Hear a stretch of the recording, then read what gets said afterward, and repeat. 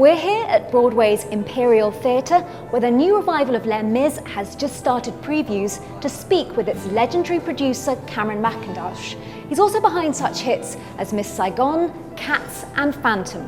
Now, I've no idea how we got an exclusive interview either. Cameron, Yes. Thank you so much for doing this today. Don't know how we got the exclusive interview. It's got nothing to do with our relationship, has Nothing it? at all, No, Godfather Cameron. Yes. Okay, so we're in the Imperial Theatre, where Les Mis Back at home, where you spent so yes. many years with Les Mis before. Yeah. Do you get like Dad and get very emotional? I mean, did you have a few tears on first preview absolutely or not? not. I only get tears when I'm cross.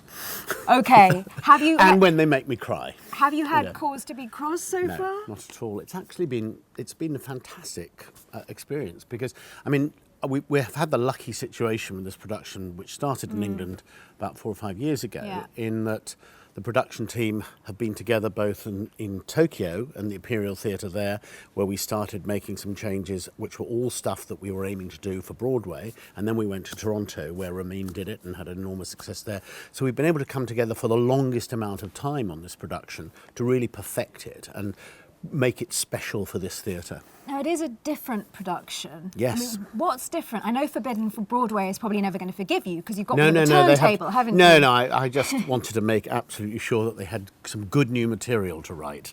But what is going to be different? Have you changed the score? I mean, No. Well, with the score, what we changed was the orchestration. But we'd started that process with Claude Michel and myself and Alain 10 years ago when we did the Broadway revival, which came in after the tour closed. And we experimented with that, and then we completed that really for the 25th anniversary production, which was the start of this. And out of that, we expanded it for the huge concert we did at the O2, which Ramin was in playing Enjolras.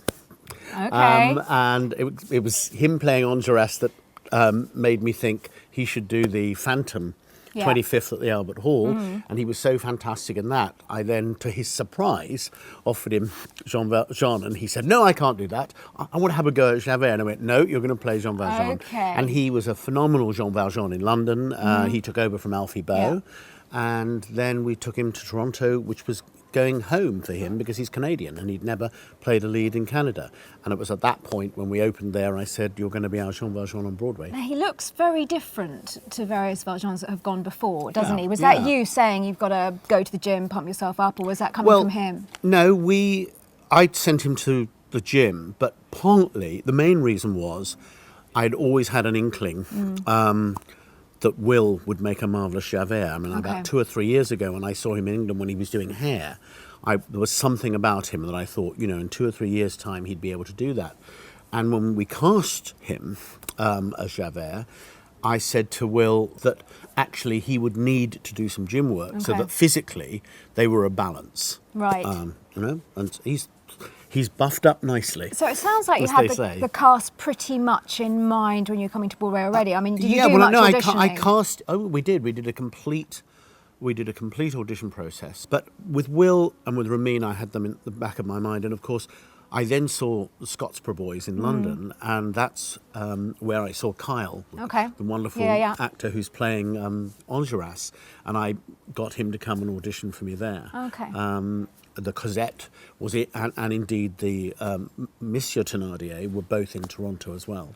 Now, you're on record as saying that you thought on some levels Les Mis was sort of coming up to a fabulous end. And then, of course, Susan Boyle happened in 2009 with Britain's Got Talent. It's not true. That is not true. So that's been quoted inaccurately It's then. complete. It is inaccurate. There was before Susan Boyle came out, the show was ticking along nicely. Yeah. I mean, it's, the first hiatus that we had to get over was when your father wanted to put his own musical into the Palace, so I had to move down the road to one of my theatres. There was a great thing with buses, I seem to recall. There was a fabulous we marketing were both campaign. on the end of bus, and we went down the 100 yards down the road. And it did take me, after the extraordinary 16-year run at the Palace, it took me 2 years to completely establish the show in the Queen's as its new home. And it's now been running there, 9, maybe coming up to 10 years? I can't remember. It's a hell of a long time it's been there. And so about that, and then we had, it was going along nicely, but nothing remarkable. But I knew it was going to be there for a few more years. And then the Susan Boyle thing happened. Do you remember where you were when you heard it? I do. I was at home, and Yeah. I was at home because I picked up in the Telegraph or the Times. There was a little story about that they'd placed about the programme on Saturday, saying that she was going to sing "I Dreamed a Dream." And I went, well, I want to watch that. Yeah. And I sat there and I was gobsmacked. Something remarkable had happened that nobody could ever plan. It just was the right woman who understood instinctively what those lyrics are about. It was those lyrics to that song were about her life. And what was really interesting is that I Dreamed a Dream has been recorded by lots of people, but it's never been a hit. No. In the way that Memory was a huge hit. Well, she then sang when it didn't really work when she sang it. Wasn't did she? because she didn't inhabit those lyrics. Okay. It wasn't about her voice. It's just she instinctively, all the things that were written about Fontaine applied to her own life, so she didn't have to have it explained to her. She could probably explain it better to someone else. It's one of those things that you cannot set legislate. up. It just happened. And then, of course, we were coming up to the 25th anniversary, and my decision that the best birthday present I could give Les Mis was to give it a new production, because in the normal run of things with great classic shows, they run, the great successes run 5 to 10 years, and then someone will come and revive them. You're doing that with Saigon, aren't you, now? Absolutely, we're doing it with Saigon, and I've just done it with Phantom of the Opera, which is proving a huge success. Running across America. We just closed in Chicago, and it's doing phenomenal business as it did in England. And as you say, I go to London on Monday to start Miss Saigon, which has already got amazing advance bookings, and we've got a wonderful cast. Are you surprised about the level of excitement to Miss Saigon?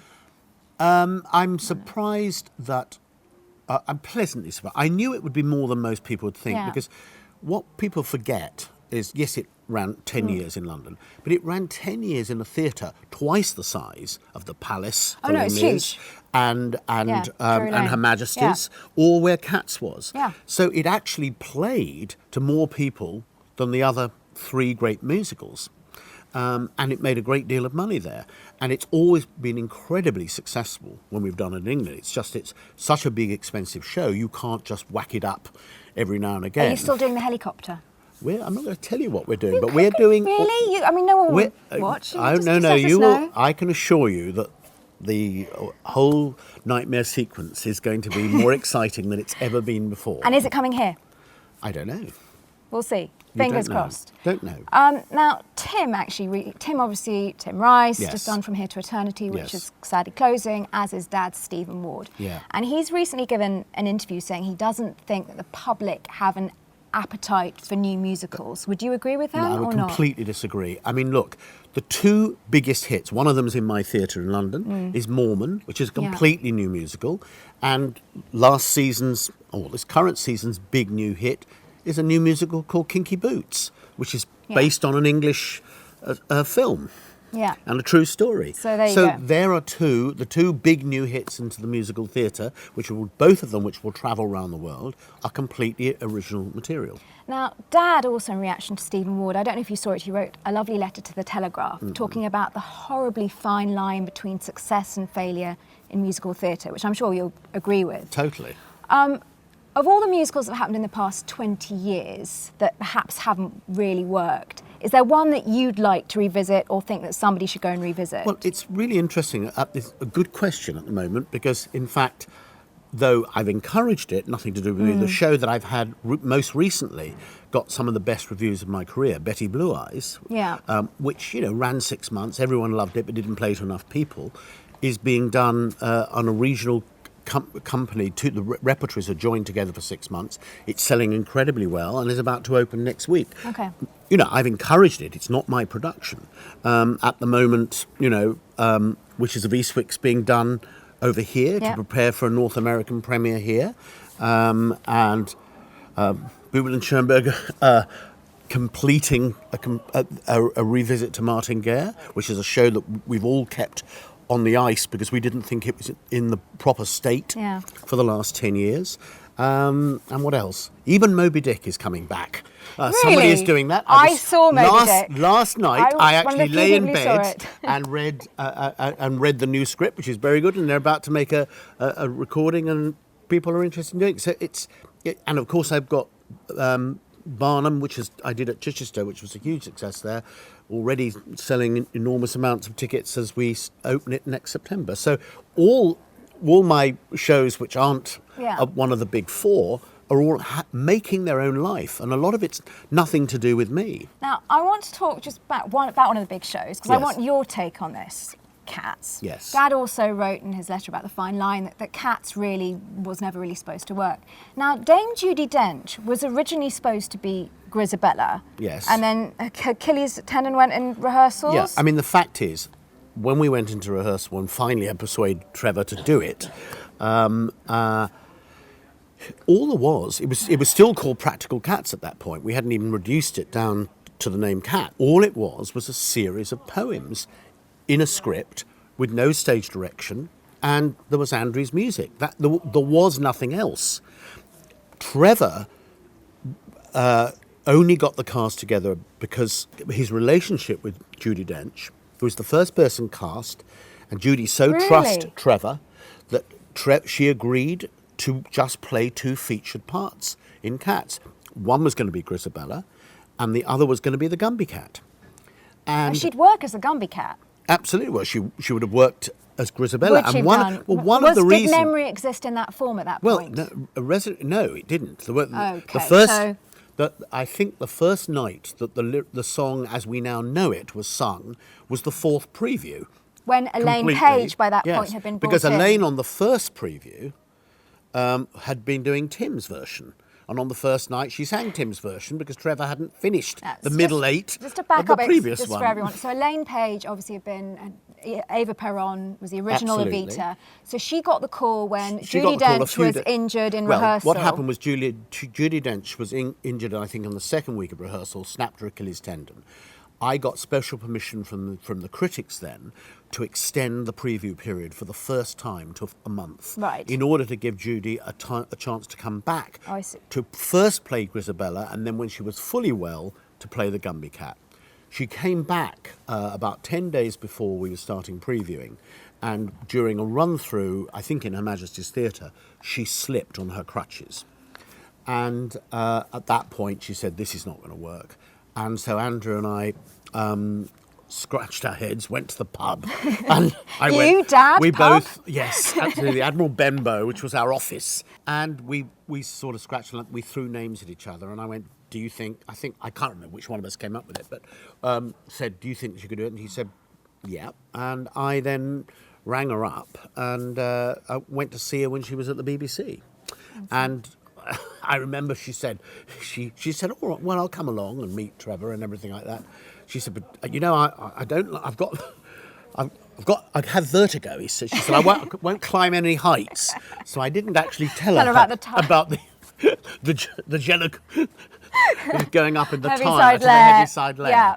And in particularly when she did it, I remember being absolutely scared watching her the first time, because she was in high heels, slippery dry ice. Because Elaine's very short. And she's so very, she was very short and a bit heels. short-sighted as well. As this thing lived up the air, and then the staircase came out of the back wall, and she started to clamber up there. I thought, this is it. I'm going to just have to, where's my lawyer, where are the insurance? And then, of course, John went, it's not spectacular enough. And John Napier, the brilliant John Napier, he then designed a much higher staircase, and over the weekend put it further up. But she went on that stage with only about four hours rehearsal, and the very first performance of that show was on the opening first preview, because all we had done was get through the tech the night before, which was the night we stood round the piano with Trevor and John and me, and I can't remember if Tim was there or not. We're deciding which version of memory. Tim's or Trevor's. So who decided? Trevor decided that it was going to be Trevor's version. It did help that Trevor was the director, but he was right in that Trevor's version is the more Eliot-esque of the two, though Tim's Tim's version of Merrim was a very fine lyric. Where is it? Are we ever going to hear it? Should be I done don't at some know. point. You'll have to ask your father. Are you going to bring Cats back with Tim's lyric? Well, there was also another lyric. Who I was don't it? know. Well, I do have a Who did the snatch other of it. lyric? Don Black. Oh, It was called Don. Good Times, Won't You Give Me the Good Times? And that was the first version. But, So that but was actually, out. at the time, the other interesting thing, because it was Trevor that kept saying, because Grisabella the Glamour Cat was supposed to be the ballad, as Right. it were, and he said, Was it? Yes, and he did it. Andrew did it on the Parkinson show. And I remember Parky said to Andrew, "Well, what are you writing as well? What's your next show?" He said. Anyway, Trevor was absolutely right that something else was needed, and Andrew, who'd written that song sometime before, said, "What about this?" And of course, it was absolutely the stroke of genius that made the score coalesce,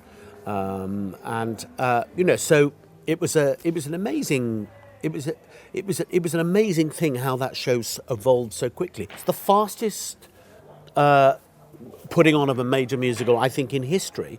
And it was actually like a workshop. There was nothing, we never did any tryouts or workshops, which is why I'm always rather cynical about people say, let's do a workshop of a show. It was at Symington. Yes, we did it. There. But the reason we did it at Symington was that when Andrew and I, after a very drunken lunch at the Savile Club, There's a running theme here. yes, went back and he played it to me, and I said, yes, there is something there, fully knowing that everybody else he'd ever known in the theatre had turned the idea down as nuts. I said we should do it, and it was obviously something that would be because of cats and feline to do with dance and everything. And our first idea was we would try and pair it with variations. Okay. Because Tell Me on a Sunday at that point had been optioned as a movie, Right. and didn't happen. And we were going to do variations in the first act and cats, almost like facade, in the second act, or the poems, with someone singing them. And we both went round to all the people knew in ballet companies and opera, to see if they'd be interested. Everyone went, no, what a terrible idea. Variations might be all right in a triple bill. And I said to Andrew after about 12 weeks, I'm getting nowhere. And he went, look, I'm just going to do it at Symington. And I think we had about 8 or 10 of, the usual. We had I remember Gemma Craven, which was one. And Paul Nicholas was the one person who did it all the way, doing the Rum Tum Tugger. And that was the first time that Valerie Elliott had ever heard the music. And she said to me, oh, I'm so relieved that Andrew has understood that they're about street cats. It's not about Beatrix Potter.